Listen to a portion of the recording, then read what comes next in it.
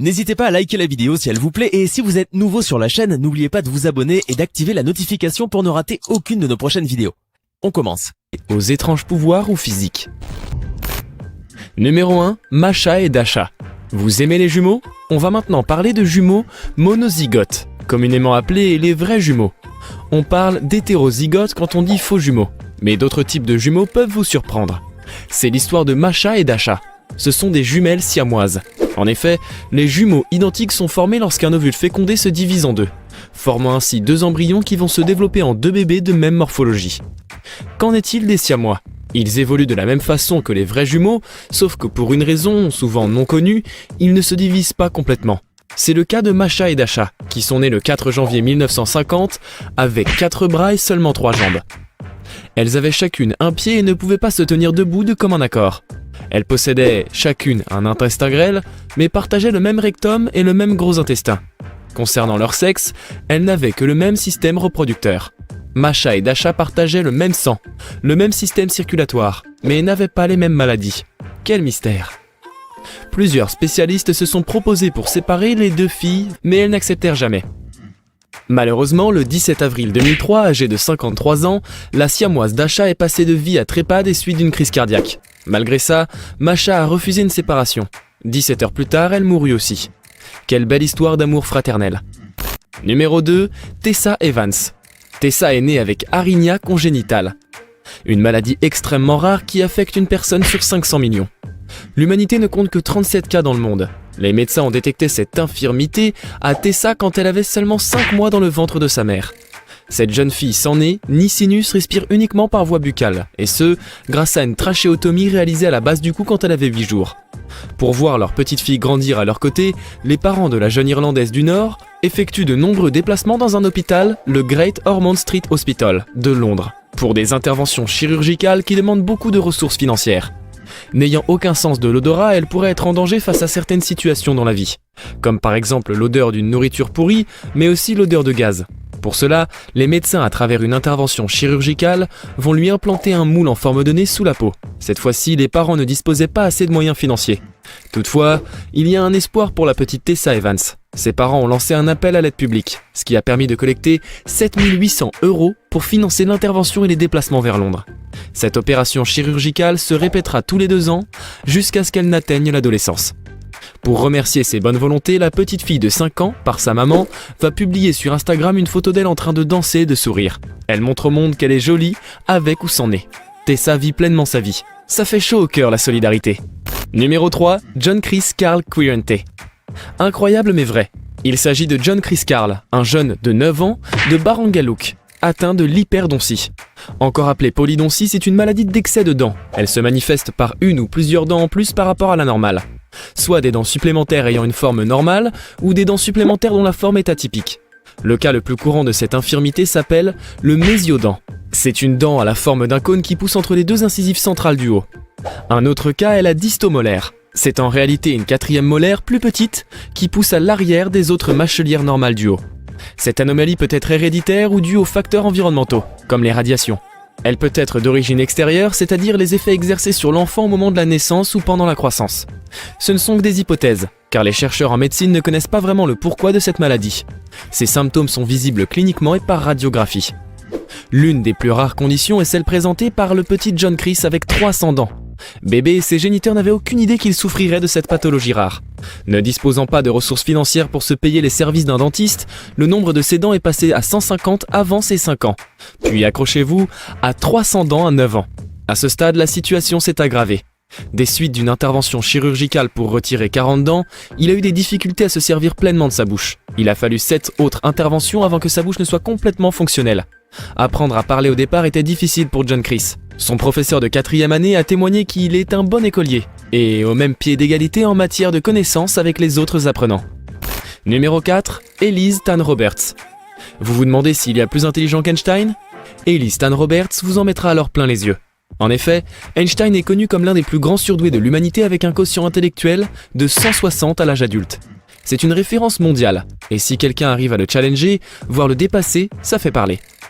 Née d'une mère anglo-malaisienne et d'un père nigérien, Tan Roberts est une petite fille surdouée, qui déjà à 5 mois, parlait. Ouais.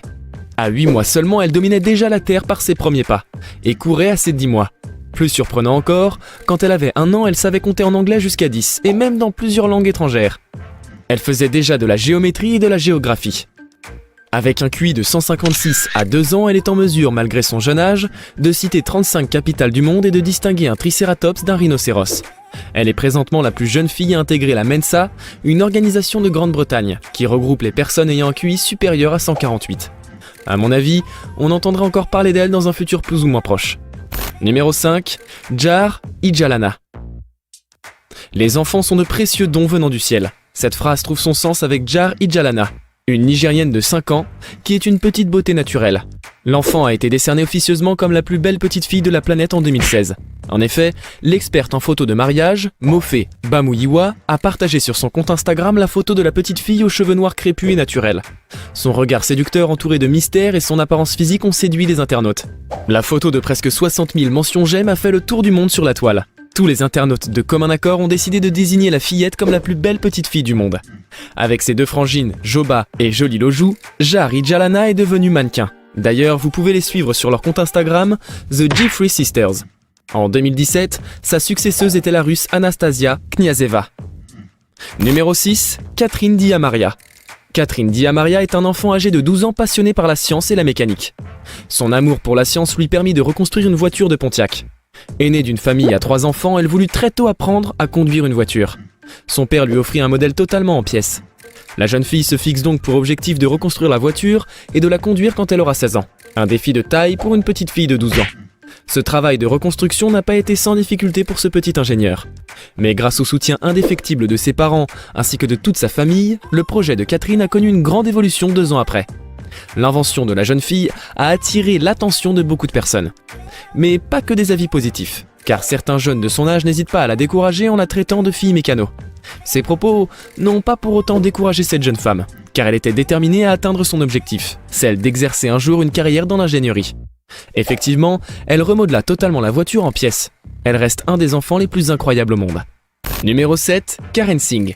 Karen Singh est un enfant de 8 ans qui nous vient de Meerut, et plus précisément d'Inde. À sa naissance, son poids était estimé à 7,8 kg pour 63 cm de taille, lui conférant de manière instantanée le record de l'enfant le plus lourd. Pour ses 5 ans, il battit le record de l'enfant le plus grand. Durant son cursus scolaire, Karen est reconnu en raison de sa taille, car il mesure 1,98 m, 1,98 m à 8 ans. Ok. Mais Karen n'est pas le seul à avoir une taille aussi impressionnante dans sa famille. En effet, la mère de Karen est nommée à l'âge de 33 ans la femme la plus grande d'Inde, avec une taille de 2,18 m. Cette situation est loin de complexer le jeune enfant ainsi que ses parents, et pourtant il s'habille avec des habits d'adulte pour son jeune âge. Et pour les chaussures, l'enfant effectue une commande personnelle pour une fabrication. Le souhait de son père est de voir le record de son fils s'inscrire de nouveau dans le livre Guinness des records. Numéro 8, Bayezid Hossain. Les vieilles personnes sont généralement des gens ayant profité du mieux que possible de la vie. Malheureusement, il arrive qu'une personne jeune présente la morphologie d'une personne âgée. C'est le cas de Bayezid Hoss, surnommé le Benjamin Button de Bangladesh. C'est un enfant de 4 ans dont le corps a vieilli assez rapidement, pour lui donner l'allure d'un vieil homme. De ce fait, il rencontre beaucoup de difficultés telles que la perte de force, de la peau, des soucis urinaires, ainsi que toutes les caractéristiques d'un homme âgé. Ceci empêche le jeune Bayezid de passer une enfance heureuse comme les autres.